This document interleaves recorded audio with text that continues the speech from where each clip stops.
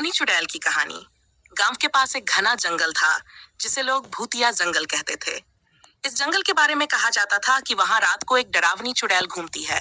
कोई भी इंसान जो रात के समय उस जंगल के करीब गया वह वापस नहीं लौटा।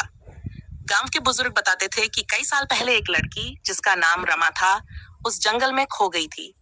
वह बहुत सुंदर और हंसमुख थी, लेकिन गांव वालों ने उसे झूठे इल्जाम में दोषी ठहराया और उसकी हत्या कर दी।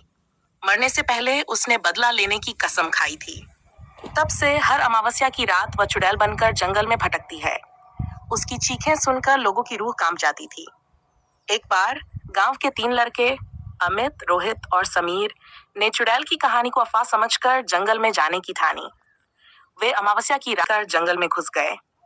शुरुआत में सब कुछ शांत था, लेकिन जैसे जैसे वे गहरे जंगल में गए, हवा भारी लगने लगी और ठंड बढ़ने लगी। अचानक उन्हें किसी के रोने की आवाज सुनाई दी।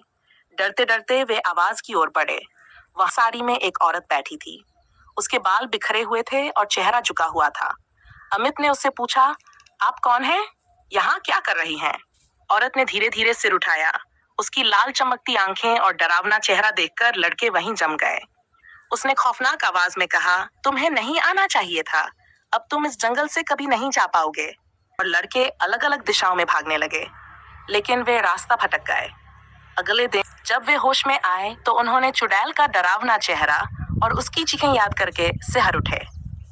इसके बाद गांव के किसी व्यक्ति ने कभी रात को उस जंगल में जाने की हिम्मत नहीं की। कहते हैं आज भी उस जंगल से रमा चुड़ैल की चीखें सुनाई देती हैं, जो लोगों को अपने क्रोध और दर्द की कहानी सुनाती हैं।